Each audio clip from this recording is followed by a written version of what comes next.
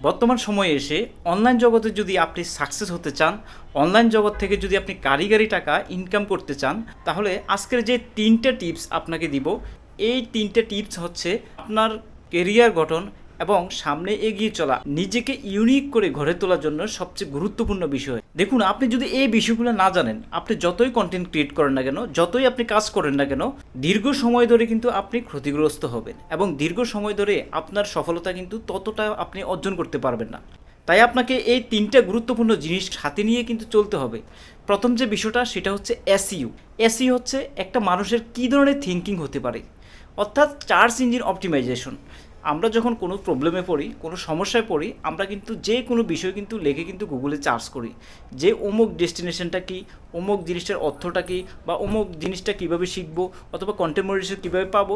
আপনি যে কোনো জিনিস যখন আপনি জানতে চাবেন, আপনি কিন্তু প্রথমে কিন্তু হয়তো ইউটিউবে সার্চ করেন, আর না হলে গুগলের সার্চ বারে কিন্তু সার্চ করেন। এই যে আপনি টার্মগুলো লিখে সার্চ করলেন, কিওয়ার্ডগুলো লিখে সার্চ করলেন, এই সার্চগুলো দিয়েই গুগলের সার্চবার কিন্তু এই ধরনের রিলেটেড ভিডিওগুলো অথবা এই ধরনের কন্টেন্টগুলো, এই ধরনের লেখাগুলোকে আপনার সামনে নিয়ে আসবে। তো সার্চ ইঞ্জিনে যখন প্রথম হাজার হাজার ওয়েবসাইটের মধ্যে প্রথম 5 থেকে 10টা ওয়েবসাইট কিন্তু শো করে, এই যে ওয়েবসাইটগুলো শো করেছে, এগুলো মূলত হচ্ছে সার্চ রেজাল্ট।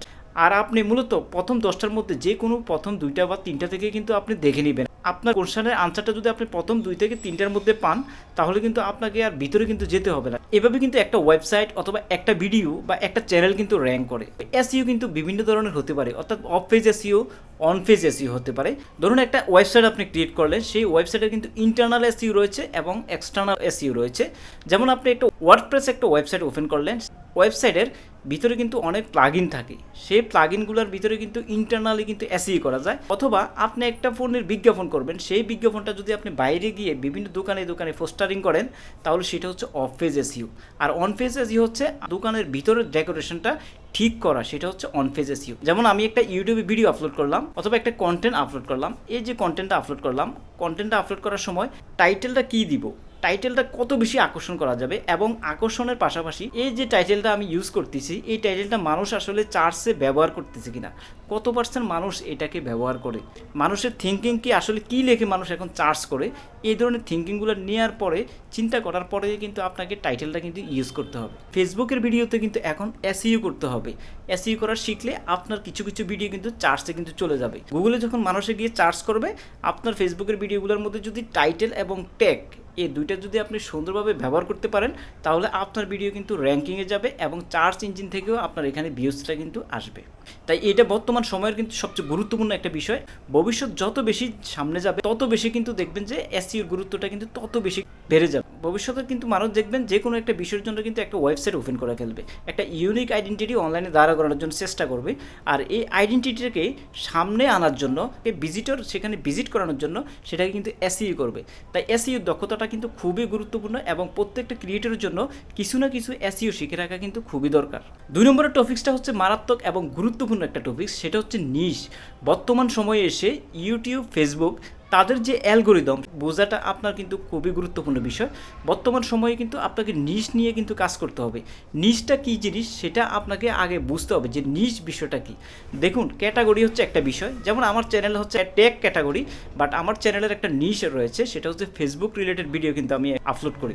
ট্যাগ বলতে এটাকে বোঝাচ্ছে এখানে আমি ইউটিউব রিলেটেড ভিডিও আপলোড করতে পারবো, এখানে ফেসবুক রিলেটেড ভিডিও আপলোড করতে পারবো, এখানে হোয়াটসঅ্যাপ রিলেটেড ভিডিও আপলোড করতে পারবো, এখানে ওয়াইফাই রিলেটেড ভিডিও আপলোড করতে পারবো, সমস্ত টেকনিক্যাল বিষয়গুলো নিয়ে কিন্তু আমি এখানে ভিডিও আপলোড করতে পারবো।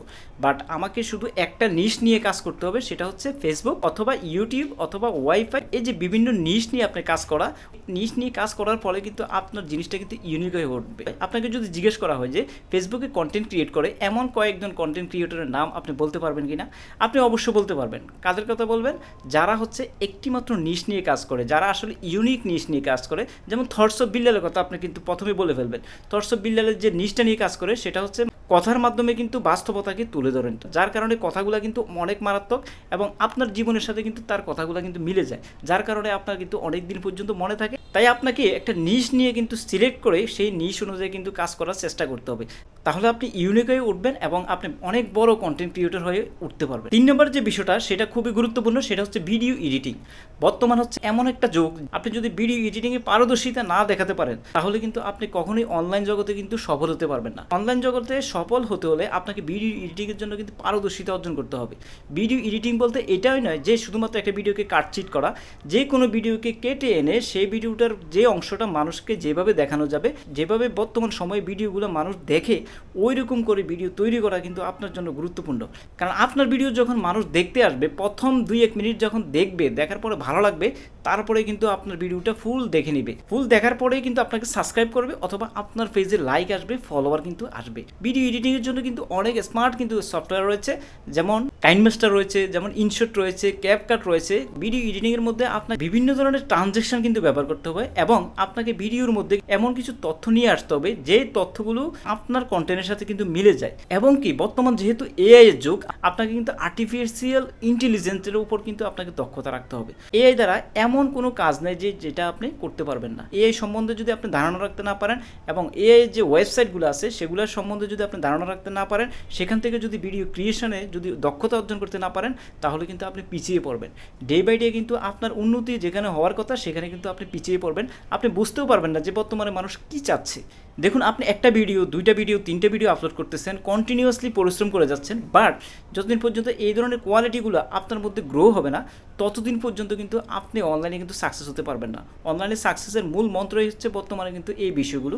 যেহেতু আমি কন্টিনিউয়াসলি ভিডিও আপলোড করি এবং কন্টিনিউয়াসলি ভিডিও মেকিং করি, তাই আমি বুঝতে পারছি যে আসলে কোন ধরনের বিষয়গুলো বর্তমানে মানুষ চাচ্ছে এবং কোন ধরনের বিষয়গুলোর চাহিদা অনেক বেশি, এবং যে বিষয়গুলো মেনে চললে বা যে বিষয়গুলোর প্রতি ধারণা রাখলে পূর্ণাঙ্গ আপনার জন্য ভবিষ্যৎ কিন্তু উজ্জ্বল এবং আপনি এখানে পারদর্শিতা অর্জন করতে পারবেন। আপনি নিজেকে ইউনিক করে তুলতে পারবেন। বর্তমানে দেখবেন যে বড় বড় যে কোম্পানিগুলো আছে সেই কোম্পানিগুলো কিন্তু আলাদা আলাদা নামে কিন্তু তারা কিন্তু ইউটিউব চ্যানেল ওপেন করে অথবা ওয়েবসাইট ওপেন করে। কারণটা হচ্ছে অ্যালগোরিদম কিন্তু পুরো চেঞ্জ হয়ে গেছে। বিভিন্ন নিশ নিয়ে যখন একটা চ্যানেলে আপলোড করা হয় বা কোনো একটা কন্টেন্ট আপলোড করা হয়, তখন কিন্তু ওই চ্যানেলটা প্রমোট করতে অ্যালগোরিদমের কিন্তু ঝামেলা হয়ে যায়। যার নিশটা যদি ঠিক থাকে কিন্তু সার্চ ইঞ্জিনে কিন্তু প্রথমে চলে আসে, সেভাবে কিন্তু সাকসেস হওয়া যায়। ভিডিওটি এতক্ষণ পর্যন্ত দেখার জন্য আপনাকে অসংখ্য ধন্যবাদ। চ্যানেলে যদি নতুন এসে থাকেন, এই ধরনের নিত্য নতুন আরও বিভিন্ন ধরনের টিপস নিয়ে ভিডিও পেতে চ্যানেলটিকে সাবস্ক্রাইব করে রাখুন। ভালো থাকুন, সুস্থ থাকুন। দেখা হবে নেক্সট কোনো ভিডিওতে। আল্লাহ হাফেজ।